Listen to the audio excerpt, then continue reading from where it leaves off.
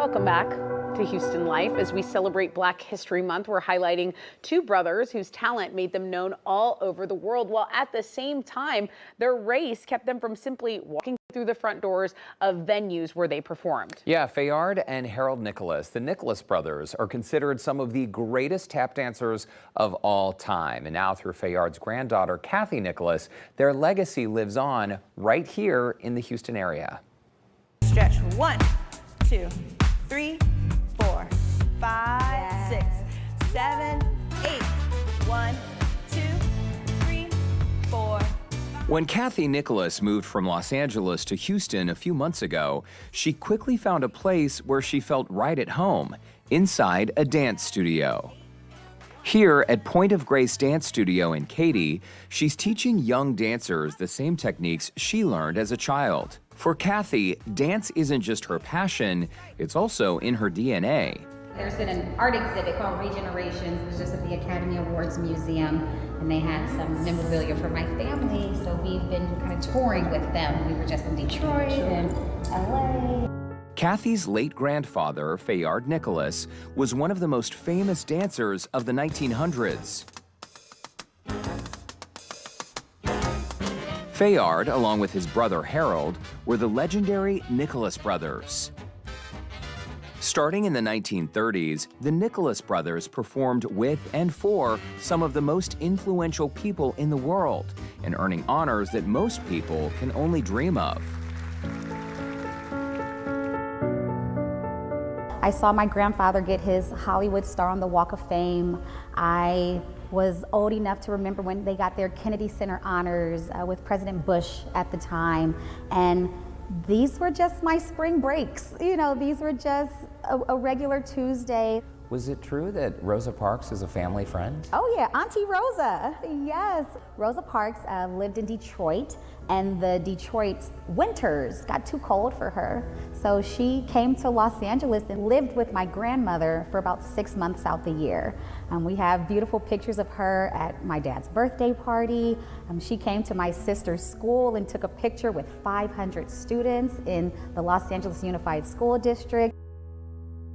Despite their talent, connections, and fame, at a time when racial tensions ran high and segregation was the law, the Nicholas brothers faced deep racial barriers. My father would tour with the brothers, and their names would be in marquees. They would be headlining, big bold letters. I mean, there was Nicholas Brothers featuring Frank Sinatra, the Nicholas Brothers featuring Gene Kelly, and my dad, they would drive past these hotels, and my dad would tell us a story saying, hey, well, aren't we supposed to be there? Your name is right there. And they would have to stay at motels or even maybe share a room 5 and 10 miles down. So these were just stories that we were taught and told, and you could never tell that they were unhappy on stage. My grandfather and great uncle had so much joy and love and passion for doing what they did, and they always did it with a smile and grace, but definitely the fact of being just proud. I mean, this is just what the time was in that age, in the 40s and 50s and 60s in the world. There was a point of time where the brothers separated, and my Uncle Harold moved to Europe just because there was no work for Black people in the United States. I'm still trying to wrap my brain around the idea that your grandfather and his brother would be the headliners at a venue, but they had to use a side entrance. Yeah, or a back door. Yeah, they would enter through the kitchen with the cooks and the maids and the workers. Growing up and learning about her family's legacy and the stories of heartbreak and triumph, it was only natural for Cathie to follow in her grandfather and great-uncle's footsteps. I started taking dance lessons. My sister and I, we perform as the Nicholas Sisters. And we started dancing at the age of 2 and 4. And my dance teacher, Paul Kennedy, would always say, you have to use your Nicholas arms. You have to use your Nicholas arms. Cathie was part of the very first class of the Debbie Allen Dance Academy in Los Angeles and would go on to spend decades dancing on stages everywhere, from the UK to Europe, Australia, South Africa, and all over the US. When Cathie had a chance to take a break from that hectic schedule, she considered Houston a longtime home away from home. Her mother attended TSU's Thurgood Marshall School of Law, so Cathie would often visit as a child, taking a break from her life on stage and trading it in for shucking corn and swatting Texas-sized mosquitoes.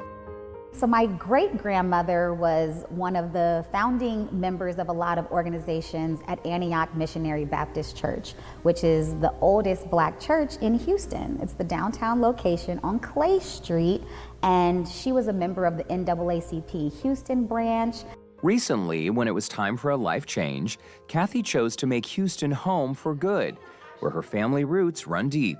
Debbie Allen said, if you're gonna move anywhere from LA, it better be Houston. My mom has always been my #1 cheerleader. She has always gotten me. She has always understood the person I am, the person I was destined to be. Even when I decided to step away from Debbie Allen's and open my own dance studio, she's like, you can do it. You can do it, we can do it, we're going to do it together. Today, as Cathie manages Point of Grace Dance Studio, she's able to teach and mentor young dancers and continue breaking barriers and building community, just like her late grandfather and great uncle, the Nicholas brothers. How often do you think about what they taught you? Because I think it might be you are still doing so many things that they would be proud to see you doing. Every day, maybe every second of the day. I have to always remember that those trials and tribulations that they went through cannot go unnoticed. Their legacy has to live on.